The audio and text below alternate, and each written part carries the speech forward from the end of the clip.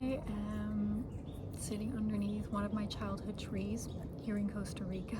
I remember this tree so well, and we also had like a little park over there. I want to talk about a topic like linked to reality and like the mirror of life. I don't know if that's... I'm gonna use a mirror as a metaphor to explain myself better. I should make a distinction between world and reality, because world is what we share. My world is the same as your world, and your world is the same as 8 billion people, of the 8 billion people that are on here right now. You know, we share the same world, but we don't share the same reality.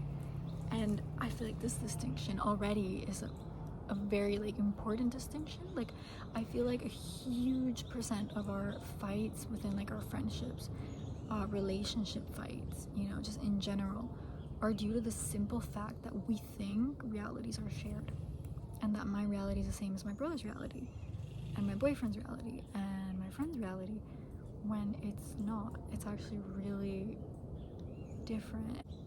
I can create a shared reality with a friend because we speak, we interact, we exchange different experiences, and so we have a shared reality with shared interests and stuff.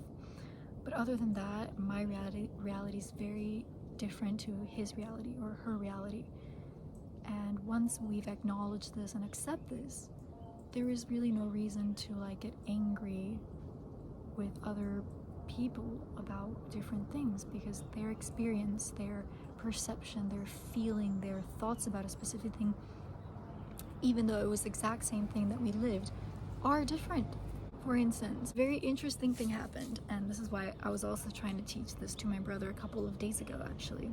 We were working in the breakfasts, serving things and stuff, and one of the clients who we got along with really well actually came to get some coffee, and my brother did a nice move, and it was to serve him some coffee. And as he's serving coffee, the guest kind of gets a bit like overprotective about it, and he tells my brother, "You don't need to do that. I can do it myself. You don't have to control me," right?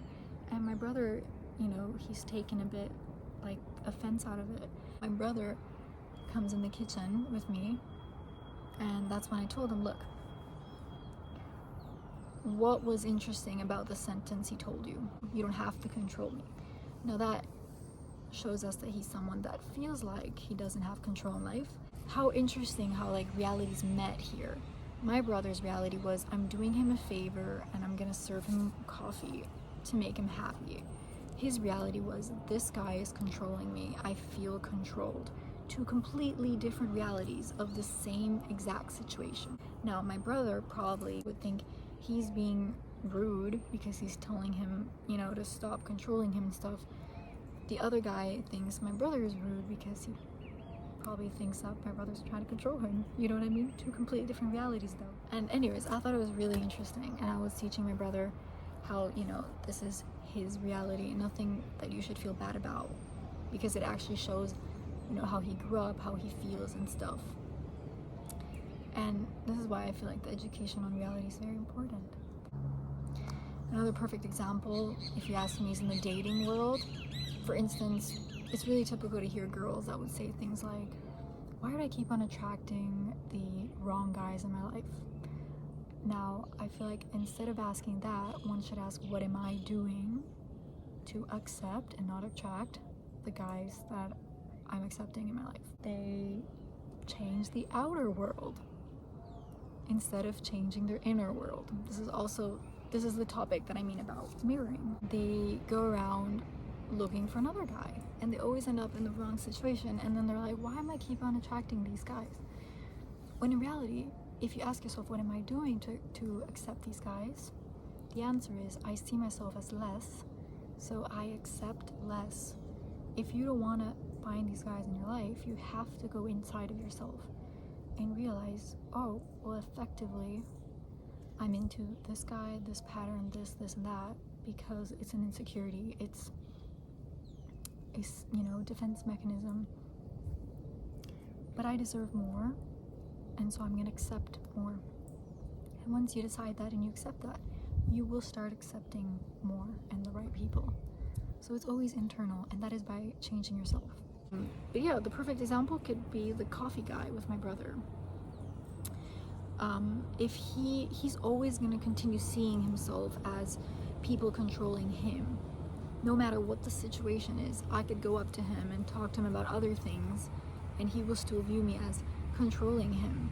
So he could have gotten rid of my brother, but he would still feel controlled by me.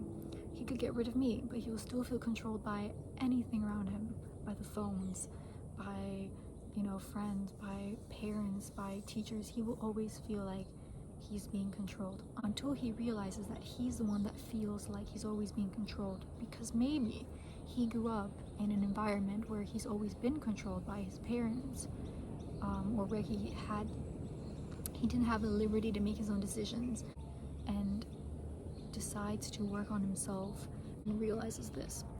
He won't feel like the world is controlling him. It is raining. This was perfect timing because I finished my topic. I swear if a lightning falls, it's gonna be super sad. But yeah, so I finished my topic. I hope it was useful, and I hope it wasn't a waste of time. But it's something that has been on the back of my mind for so long, like I said, and I really firmly believe in it. And I feel like it's something that a lot of people should know about and should be taught about this. I don't want to leave, like it's raining, and so part of me says I have to go back because it's raining, but another part of me is like, why? The rain is hitting me, my devil's saying stay here, there's no reason for you to leave. And then my angel's like, no, you have to leave. And then the devil's like, why? Live life. And then my angel's like, freaking Costa Rica, that's why. Lightnings, danger. And then my devil's like, you only live once. But anyways, yeah, it's like snakes. Oh my god, I forgot about snakes. Hell no, I'm leaving.